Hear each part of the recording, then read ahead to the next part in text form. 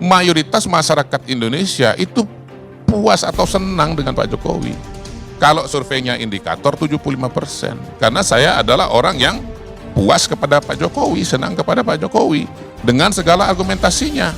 Kita saling hargai saja, ya kan? Versi Poltreking mengatakan 86,5%, silakan. Yang puas.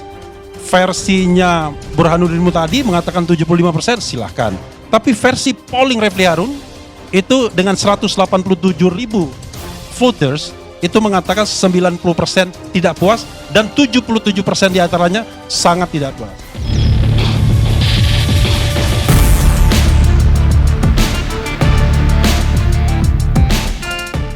Mayoritas masyarakat Indonesia itu puas atau senang dengan Pak Jokowi.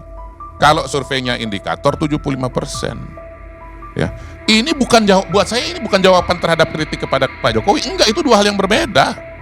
Kritik jalan terus, tetapi bahwa kemudian mayoritas masyarakat puas atau senang kepada Pak Jokowi itu juga adalah realita yang lain gitu, Bang. Realita bahwa mayoritas masyarakat Indonesia senang dengan Pak Jokowi tidak menutup ruang, tidak menghapus kritik-kritik yang ada.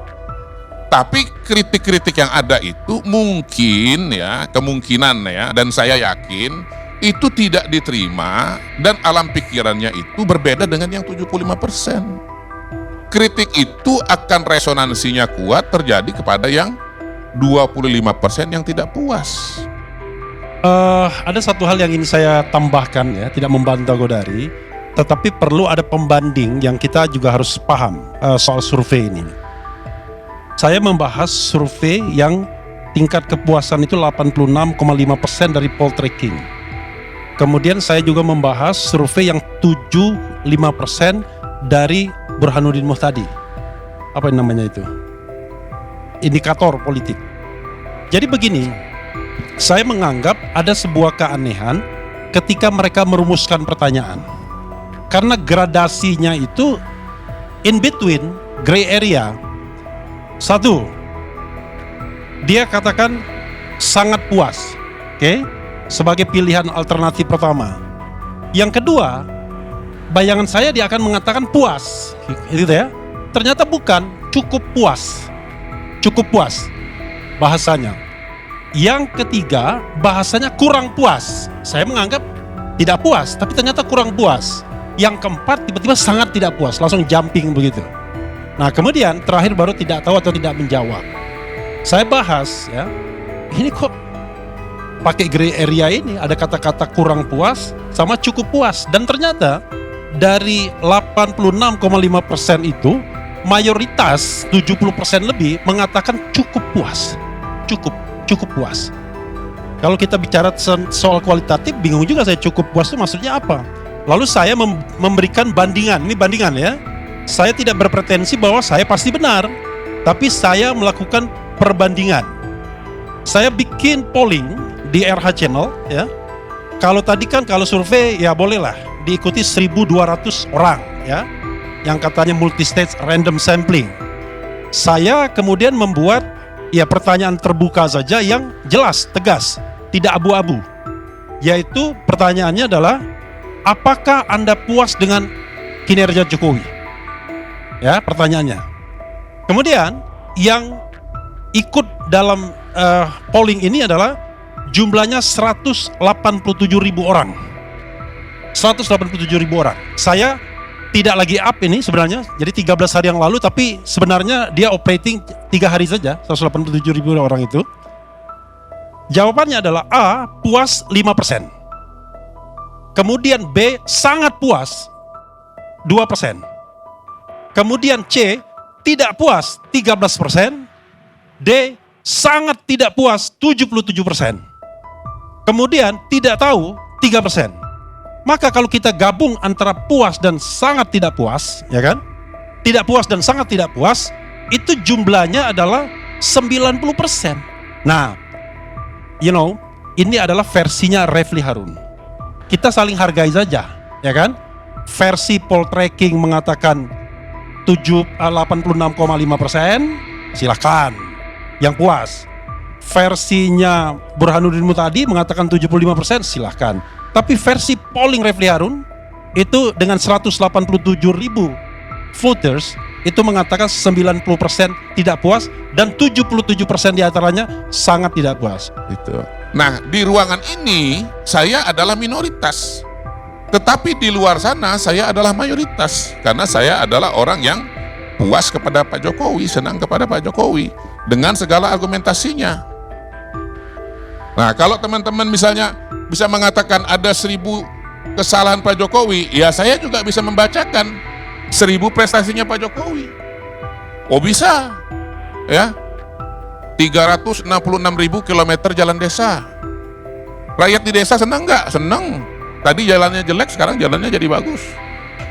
1,9 juta meter jembatan desa, 1,1 juta hektar jaringan irigasi baru, 6.000 kilometer jalan nasional, 43 bendungan, 2.700 kilometer jalan tol baru, 50 pelabuhan dan bandara baru yang mungkin sebagian itu ya dinikmati juga oleh Bang Faisal kalau bepergian, ya, oleh Bang Adi Masardi yang suka jalan-jalan.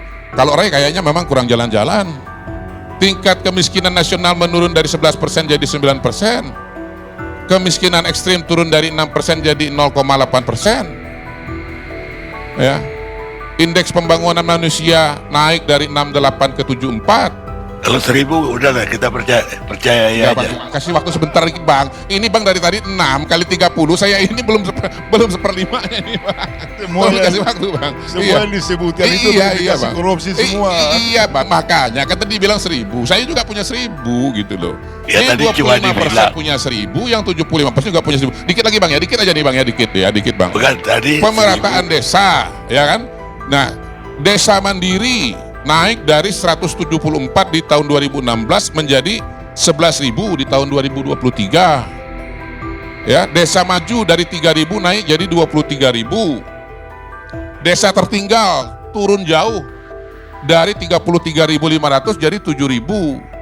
Desa sangat tertinggal turun dari 13.000 menjadi 4.600.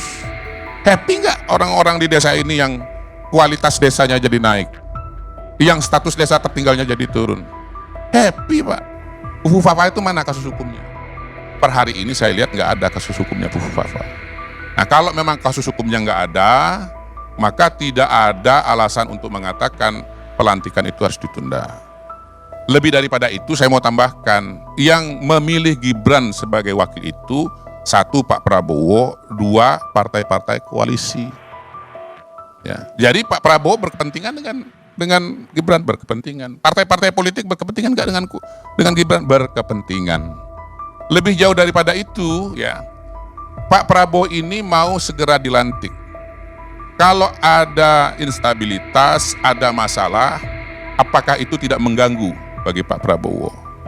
Cara kita melihat jangan cuma dari kacamata kita, lihat juga dari kacamata Pak Prabowo. Saya hakul yakin bahwa Pak Prabowo dan timnya ingin proses pelantikan yang tinggal menghitung hari ini, ya, ingin agar itu berjalan dengan baik dan lancar, ya, ingin sekali supaya berjalan baik dan lancar. Dan proses-proses yang kontra itu akan membuat pelantikan yang lancar itu akan terkendala, which is yang sudah so far so good. Pada hari ini Pak Prabowo itu konsentrasinya kemana?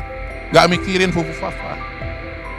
Ya, paling nggak Pak Dasko udah ngatakan itu bukan hal penting, nggak dipikirin.